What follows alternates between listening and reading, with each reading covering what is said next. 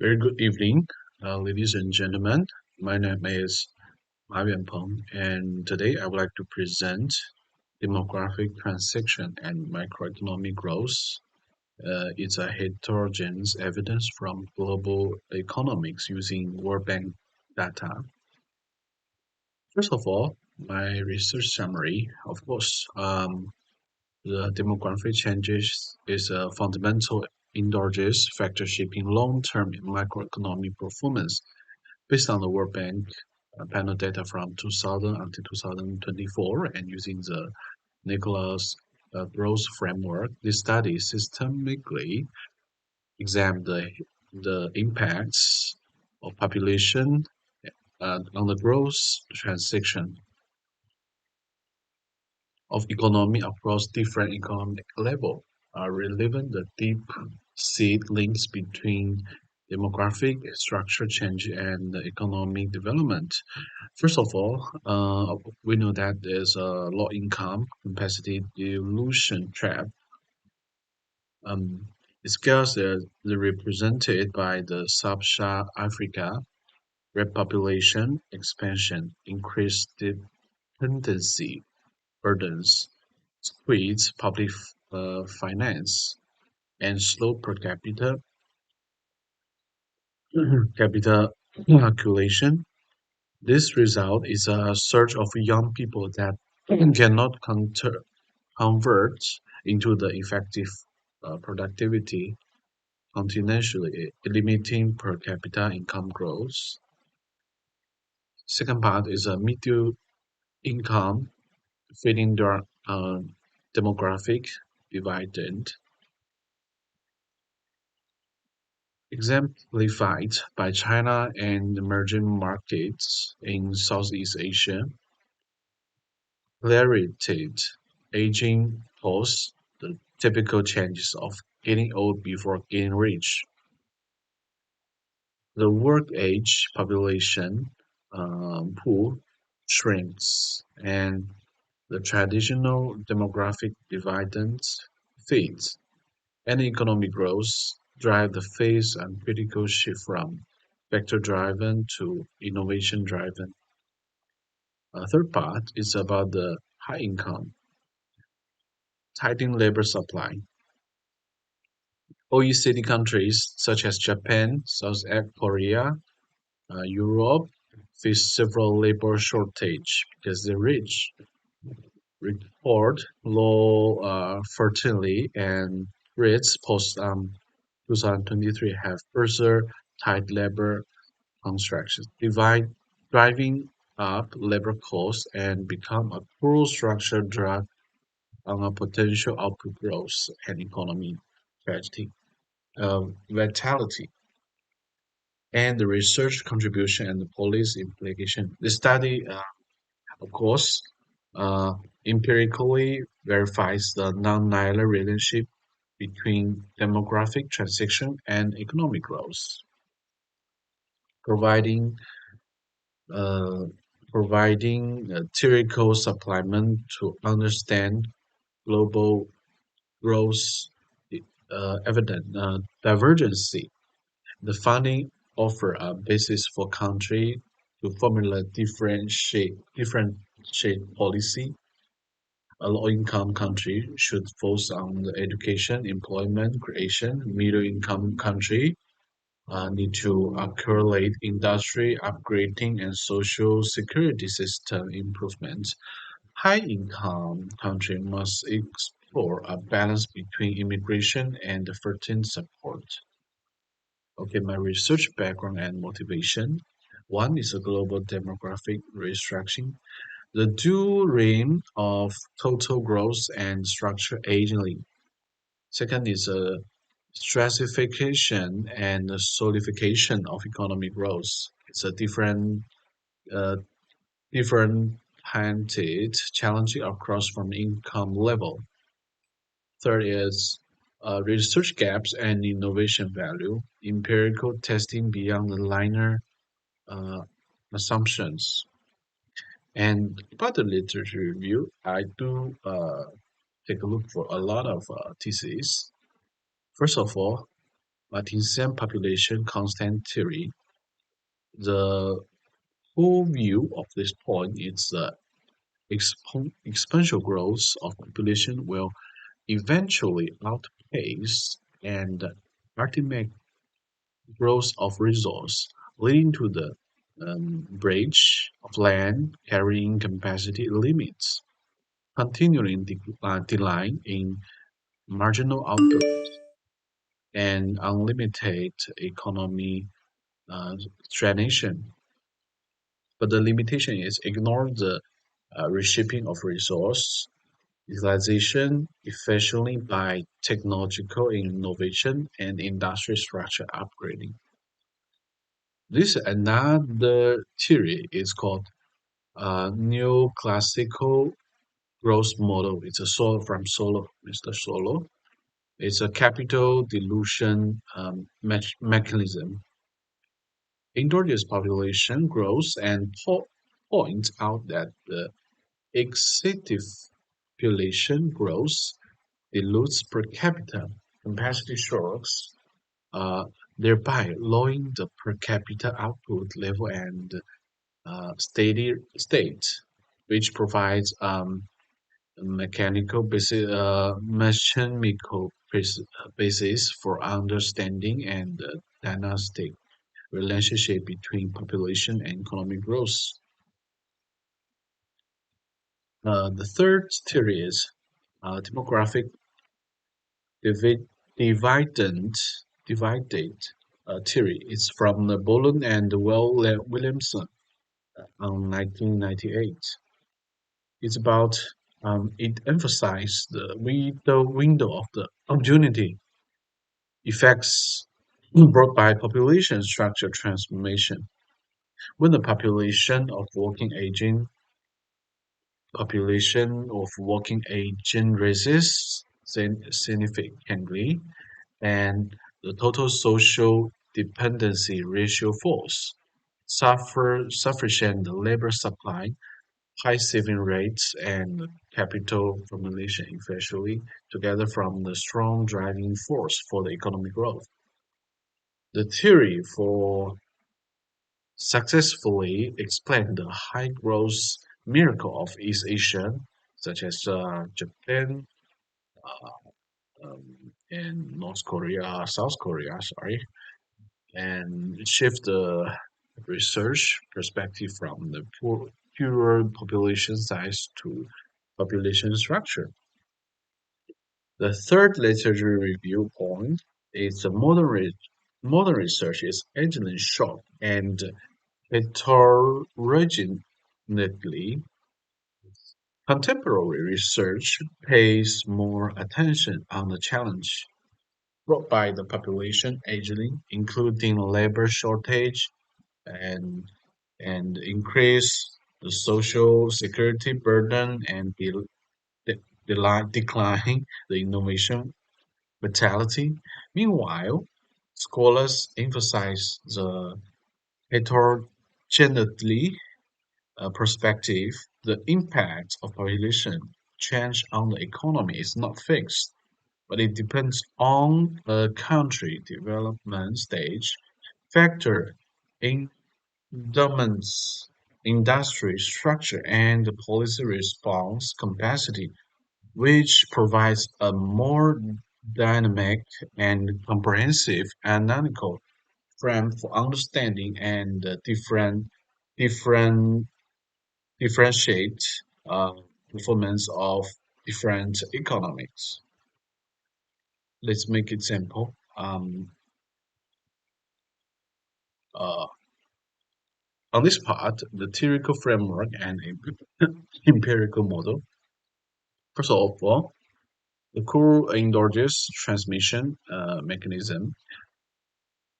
Uh, it's a factor allocation optimization mechanism. It's a reasonable working age structure optimize the matching efficiency of labor and capacity, boosting total factors productivity.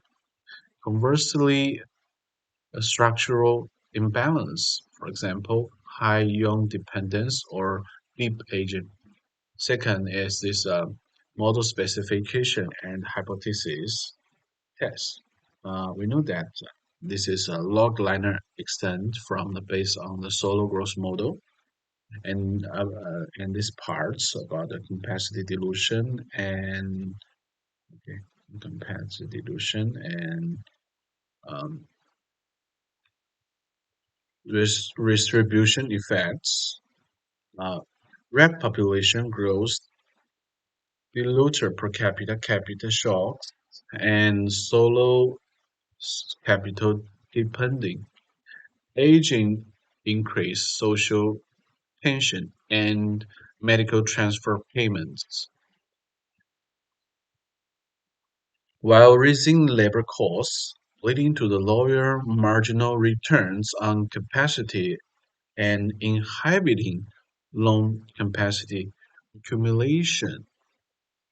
Okay, let's see the model.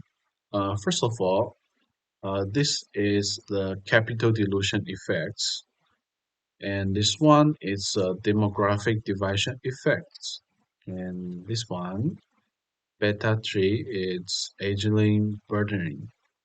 We have to take note that this model controls for the individual fixed effects and the time trained to the element and the impacts of ultimate variable biases on estimation results.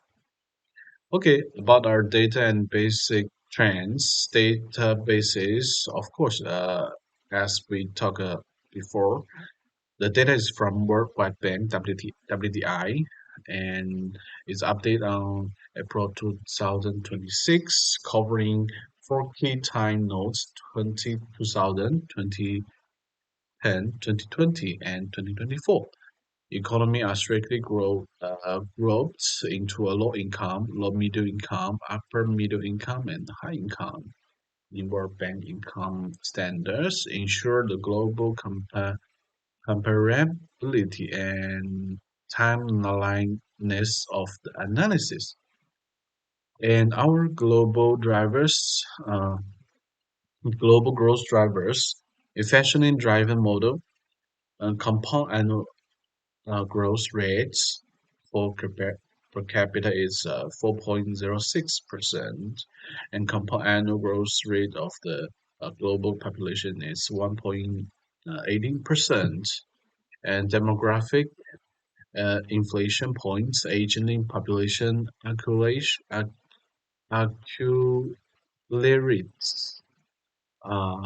it share of the working age population from 2000 to 2004 from 64.82 falls to 63.27%, and the share of population age 65 above it's also from 2000 to 2024. Yeah, the rates from 6.91% raises to 10.15%.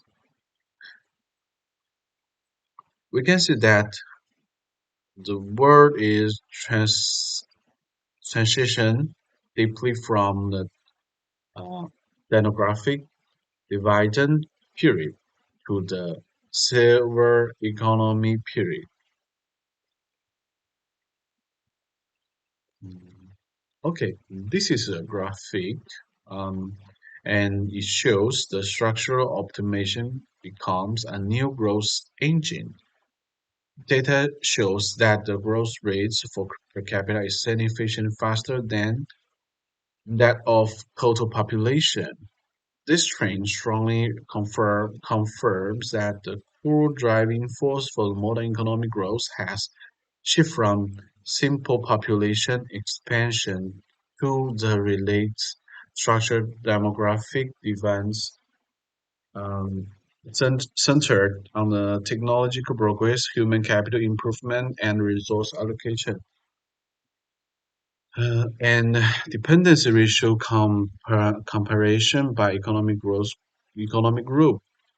Um, we see here a negative correlation is a development versus dependency. and endogenous barrier for low-income economics. And we see that the reliance of high-income economies. The key insight is dependency ratio are a deep variable constraining growth potential to address high dependency. Developing nations should boost education for human capital divides when developed economy rely on innovation and industrial upgrading to the sustainability. Okay, regression results, mechanism analysis. Okay, from the final regression equation, we can see that the cool variable of the population growth, it's a negative. It's significantly negative. The working aging population, it's significantly positive. The aging ratio, of course, it's significant negative. One, capital dilution effects. Second, because the structure deviation releases. Third, is because aging constraining mechanism. Okay, from this chart, comparison of model fits effects. Empirical significance of model goodness of fit. The data points, the chart closely follow the trend line, indicate a short linear correlation between the actual long term of GDP per capita and the model fit value. This high constant verify that the model has excellent goodness of fit the sample data and can accurately capture the core trends in economic growth. Okay, here summary of the endogenous logistic and of the heterogeneity. First of all, the high income economics growth bottlenecks in the post divide era. So entering the post demographic divide phases, they face a rate shortage of labor supply and deep agent further obstructing saving the rates and consumption structure.